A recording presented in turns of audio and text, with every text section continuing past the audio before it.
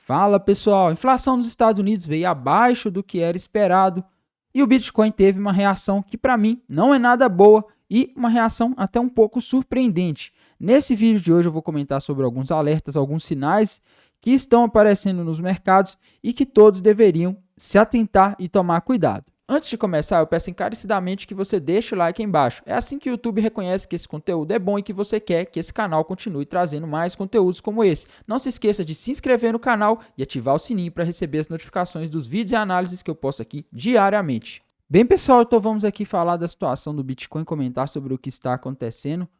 O Bitcoin, galera, ele deu uma subida hoje, né? Em função aí do dado de inflação dos Estados Unidos que veio aí abaixo do esperado. Eu já vou comentar daqui a pouco sobre esse dado. Mas o que acontece, pessoal? Eu não estou vendo com bons olhos esse movimento do Bitcoin aqui nesse momento. Por que eu não estou vendo com bons olhos? Porque, galera, como eu disse para vocês, tá? Nesse ano, a gente sabe que o Bitcoin está acompanhando a maior parte dos movimentos do SP500, o índice das 500 maiores empresas listadas em bolsas nos Estados Unidos.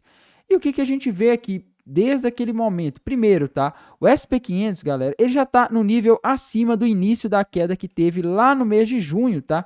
Olhem aqui o SP500, onde ele está agora e onde começou a queda lá em junho, tá? Essa linha branca que eu coloquei aqui no gráfico, ela está marcando. O SP500, antes de começar a queda, ele estava na região dos 4.150 pontos aproximadamente. Agora ele está acima de 4.200 pontos, galera. Então, assim, no auge desse tombo que o SP500 tomou em junho, ele chegou a cair para a região dos 3.600 pontos. Enquanto que o Bitcoin, que caiu da região dos 30 mil dólares, 31 mil dólares, para a região dos 17, ele agora está em 23.900 aproximadamente, tá? O que está acontecendo, pessoal? O Bitcoin está bem mais fraco do que o SP500, está bem mais fraco não só com o SP500, mas do que a maioria dos ativos de risco, que tem performado bem aí no final de julho e início do mês de agosto, tá? E se a gente olhar com mais calma aqui os dois gráficos, galera, olhar o gráfico do SP500, o que a gente vê?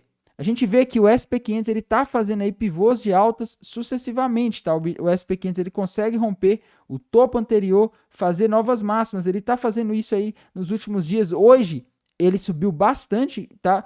Mas o Bitcoin, se a gente colocar os dois aqui juntinhos, lado a lado, o que a gente consegue ver, né? Pegando aqui dia 20, quando os dois começaram a subir, Bitcoin ele não conseguiu fazer muitos pivôs de alta. Então ele chegou a fazer rompeu esse pivô e ensaiou um outro pivô aqui, mas ele não conseguiu romper. O que a gente vê no caso do Bitcoin, pessoal? É que essa região dos 24 mil dólares se tornou uma resistência feroz. Tá? A primeira vez que o Bitcoin bateu próximo dessa região foi lá no dia 19 de julho. Agora a gente já está no dia 10 de agosto. Para mim, isso aqui revela algo, pessoal. Isso revela algo muito importante sobre o Bitcoin nesse momento, tá? Institucionais, baleias ou grandes players do mercado estão distribuindo bitcoins nessa região dos 24 mil dólares. Isso está muito evidente para mim. O Bitcoin já bateu nessa região vários dias e não conseguiu passar. Começou lá no dia 20 de julho, tentou se passar, não foi. Lá no dia 28 de julho, quando tentou passar, não foi. Dia 29 de julho, tentou passar, não foi. Dia 30 de julho, tentou passar, não foi. Lá no dia 31 de julho, ele bateu nessa região e não conseguiu passar. Aí, lá no dia 8 de agosto, né, anteontem, Bitcoin bateu nessa região, chegou a passar ali dos 24 mil dólares, não conseguiu passar. E hoje, galera, hoje o que o Bitcoin fez? Foi acima ali dos 24 mil dólares de novo, chegou a bater 24.228 aproximadamente na Bitstamp, tá? Que é a corretora que a gente mais usa para analisar o gráfico, não para operar, mas para analisar os gráficos. E na minha visão, isso aqui está mostrando que essa região é uma região de resistência feroz, tá? Ao mesmo tempo, pessoal, eu vejo sim possibilidade de o Bitcoin continuar subindo para os próximos dias, mas eu não acho que é um movimento interessante para operar comprado, tá? Eu já vou explicar por quê. Mas o que a gente vê, galera? Que a resistência ela continua nessa mesma região, tá? Ou seja, os vendedores, né, as pessoas que estão vendendo, que geralmente são os que causam a baixa no mercado, eles não estão conseguindo empurrar o mercado mais abaixo dessa região dos 24 mil dólares, tá? Aliás, cada vez que eles empurram para baixo, quando bate na região dos 24 mil dólares, os compradores empurram cada vez mais altos, tá? Mais alto. A gente está vendo fundos mais altos e topos na mesma altura, mostrando que aqui, na região dos 24 mil dólares, os vendedores estão mais fortes e os compradores estão avançando cada vez mais, tá? Os vendedores estão defendendo os 24 mil dólares para não deixar os compradores passar, mas os compradores, eles estão conseguindo empurrar mais alto e, ao que tudo indica, se a gente tiver a continuação desse movimento de alta no SP500, nas bolsas americanas e esse apetite a risco no mundo nos próximos dias, é bem provável que o Bitcoin rompa essa resistência e, na minha visão, se romper essa resistência, dá para projetar aqui o alvo de um triângulo ascendente, tá? Que é um padrão de continuação de tendência. E o alvo desse triângulo ascendente, pessoal, se a gente projetar ele para cima aqui com calma, vai estar lá na região de aproximadamente 28 mil dólares, tá? Então, 27.800, tá? Enfim, Bitcoin, se ele conseguir passar dessa região, ele pode dar uma pernada de alta, seria um movimento interessante, mas eu não vou abrir nenhuma posição comprada no Bitcoin, inclusive eu ainda tenho uma posição vendida, tá? Quando que eu comprei Bitcoin, pessoal? Foi quando o Bitcoin estava na região entre 22.500 e 18 mil dólares, tá? Desde o início de junho eu estava dizendo que era o alvo daquela bandeira de baixo, que eu iria deixar ali ordens de compra no spot. O mercado pegou todas as minhas ordens de compra. Então eu estou exposto no spot, mas eu já estou começando a pensar em procurar momentos para vender, tá? Se o Bitcoin bater nesse preço, pessoal, dos 27, 28 mil dólares, eu vou pensar aí em me desfazer de pelo menos uma parte desses Bitcoins, porque, na minha visão, é uma região ali que, além de terem ficado muitas pessoas presas nessa região ali no mês de junho, tá? O que aconteceu? Ela é o alvo dessa figura, desse triângulo ascendente, tá? É o alvo e ainda é uma região onde muitas pessoas compraram, o mercado despencou, as pessoas ficaram presas. Se essas pessoas verem o Bitcoin voltando ali nos 28 mil dólares, 28.200, onde muitas dessas pessoas compraram, provavelmente elas vão vender e vão fazer o mercado voltar a cair, tá? Então, essa é a minha visão. A probabilidade para os próximos dias parece de continuação da alta, mas eu não vou tentar aproveitar esse movimento para entrar comprado e tentar ganhar com a alta, e sim para procurar um ponto para vender, para me livrar das criptomoedas aí do Bitcoin, que é a que eu tenho, tá? Como eu comentei com vocês, galera, eu tô com uma posição vendida no Bitcoin. Essa posição vendida eu montei lá na sexta-feira, tá? O mercado já passou várias vezes aqui perto do meu stop. Meu stop está em 24.400 dólares, tá? Então ele está logo aqui acima. Ainda não pegou, tá, pessoal? Então, o que acontece? Esse stop aqui, se o mercado bater nele, vai estar aí me tirando da operação com prejuízo, mas um prejuízo controlado, tá? 5% da banca exposto nessa operação. Minha primeira entrada foi em 23.500, 23.300, me desculpem, tá?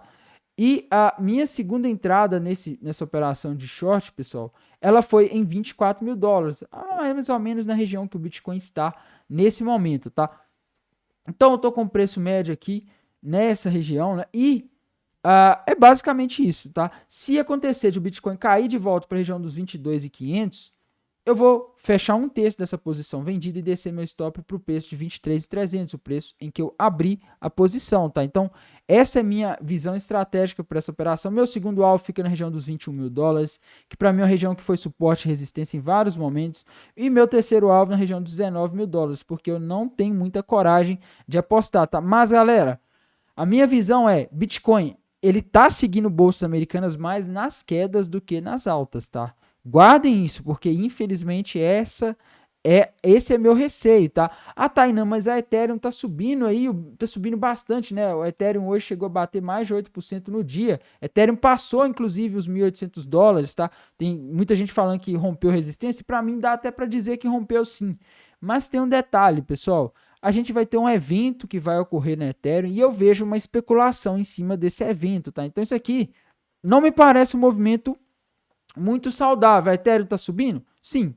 Mas ela está subindo porque está numa tendência de alta geral no mercado, o contexto é favorável para apostar em Ethereum, ou porque tem um evento de curto prazo somado a um contexto onde os mercados globais estão mais propensos a risco. Eu vejo aí como uma combinação de mercados globais mais propensos a risco com uma atualização que vai acontecer na Ethereum, os dois ao mesmo tempo, tá? Então, é um conjunto, só que esse mercado global mais propenso a risco, ele pode deixar de ficar mais propenso a risco por alguns fatores que eu já vou comentar depois, tá? E esse evento, essa especulação em cima desse evento que vai acontecer na Ethereum, ela não vai durar para sempre, tá? Então, assim, são coisas que a gente deve prestar atenção. Na minha visão, a Ethereum está até puxando as altcoins. Muito cuidado com isso, porque eu acho que o mercado está se empolgando, tá? Bem, pessoal, não posso deixar de comentar aí sobre o índice de preço ao consumidor lá dos Estados Unidos, o CPI, que veio hoje abaixo da expectativa do mercado, pessoal. Isso foi muito bom, tá? A inflação relativa ao mês de julho diminuiu. Na verdade, ela não diminuiu, ela está crescendo menos, tá? Pessoal, muita gente está achando que o que está ocorrendo nos Estados Unidos, o que ocorreu hoje, eu acho que até mesmo o mercado está enxergando talvez de uma forma um pouco estranha, tá? Esse dado de inflação que veio abaixo da expectativa hoje não quer dizer que a inflação está diminuindo. Tá? Só quer dizer que ela está aumentando de forma mais lenta do que vinha aumentando nos últimos meses. Lembre-se, desde agosto do ano passado, ou seja, há praticamente um ano que a gente não tem um dado de inflação aí muito bom. Tá? A gente está sempre tendo dados de inflação aí que indicam que o Fed e os bancos centrais vão ter que entrar pesado para conter essa inflação. E a gente acabou tendo aqui um dado de inflação legal, um dado de inflação positivo para o mercado. Mas, pessoal, como eu disse, tá? Não quer dizer que a inflação está diminuindo. Isso aqui, pessoal, a inflação nos Estados Unidos aí na casa dos 8, 9%, é uma inflação extremamente elevada, pessoal. Inflação normal nos Estados Unidos é 1, 2%, tá? Os Estados Unidos não é um país com um nível de inflação muito elevada. Então, isso aqui, na minha visão, é algo complicado, é algo que a gente deve prestar atenção e que eu acho que o mercado nesse rally de hoje, nesse rally dos últimos dias, ele não está lembrando, tá? O Fed vai ter que pegar pesado. Inclusive, hoje o mercado ele reagiu bem de manhã quando saiu esse dado e depois das 3 da tarde, quando o Kashahari, que é um dos dirigentes do Fed, é o mais dovish, né, um dos mais tranquilos, falou duro, tá? Ele falou que acha que a taxa de juros terminal lá nos Estados Unidos, ela deve ser mais alta do que o que vinha sendo precificado e esperado até agora. Então, assim, se o membro mais dovish, ou seja, o membro que é mais a favor de uma política monetária mais frouxa, está falando isso, o que será que os outros membros vão falar, tá? E, galera, uma coisa, tá? O Fed, ele vai ter que agir, essa inflação continua alta. Ah, mas veio menos alta, esse mês mostrou que está acelerando menos. Beleza, talvez a gente tenha batido o pico dessa inflação, mas ela continua alta e a taxa de juros nos Estados Unidos, a taxa de juros real, ela é negativa. Tá? Talvez seja necessário até mesmo o Banco Central dos Estados Unidos colocar a taxa de juros por lá em um patamar contracionista. O que seria um patamar contracionista? Quando ela está acima ali do neutro, tá? Quando ela começa a ficar positiva ou tem uma perspectiva de ficar positiva mais rápido. Então, assim, a gente deve prestar muita atenção nisso. E, na minha visão, esse rally do mercado nos últimos dias, ele não é um rally sustentável. Não quer dizer que a tendência foi revertida, como muitas pessoas andam falando por aí de forma, vamos dizer assim, muito prematura, né? As pessoas ainda nem viram. E, pessoal, próxima reunião do Fed, tá, de decisão de política monetária, vai acontecer em setembro desse ano, né? Daqui a um mês, mais ou menos. Então, assim, até setembro vão ter outros dados de inflação, vão ter outros dados do mercado de trabalho, então é bom a gente tomar cuidado, tá? Eu interpreto esse rally dos últimos dias como um rally em consequência dos dados do mercado de trabalho que vieram relativamente bons na sexta-feira, né? Esses dados do mercado de trabalho que saíram na última semana, eles deram para o mercado o entendimento de que talvez a recessão que tende a acontecer nos Estados Unidos, ela não esteja tão próxima. E aí veio esse índice de preços ao consumidor, mostrando que a inflação está se acelerando menos, tá? Ela está crescendo mais devagar, e isso deu ao mercado uma sensação de que algo está muito bom, né? O desemprego está baixo, a inflação está demonstrando aí que chegou próximo de um pico. Mas, como eu disse, pessoal, é interpretação de curto prazo do mercado, tá? Não dá para levar isso aqui muito ao pé da letra. Minha visão é, o mercado ele tá num rally aí nos últimos tempos, mas a questão é até quando esse rally dura, tá? Como eu disse para vocês, o Bitcoin rompendo ali os 24, eu vejo ele facilmente indo acima dos 27, tentando chegar perto dos 28. Mas até quando? Será que se o SP500 começar a corrigir daqui a alguns dias, será que o Bitcoin vai conseguir se segurar? Uma vez que ele está subindo, ele não está conseguindo ter o mesmo nível de subida dos outros ativos de risco quando eles sobem. Isso porque o mercado está de bom humor. Imagina quando o mercado voltar a ficar de bom humor, o que é algo aí que não é muito difícil de acontecer. Esse é um questionamento que eu fico levantando o tempo inteiro, tá? Então, eu já comprei aqui naquela região mais abaixo e agora eu já começo a olhar aí pontos para começar a distribuir e para vender, tá? Enfim, talvez até mesmo para entrar em uma operação vendida, beleza? Bem, pessoal, no mais é isso. Desejo a vocês aí uma ótima noite, um bom descanso e bons negócios. Até mais, tchau.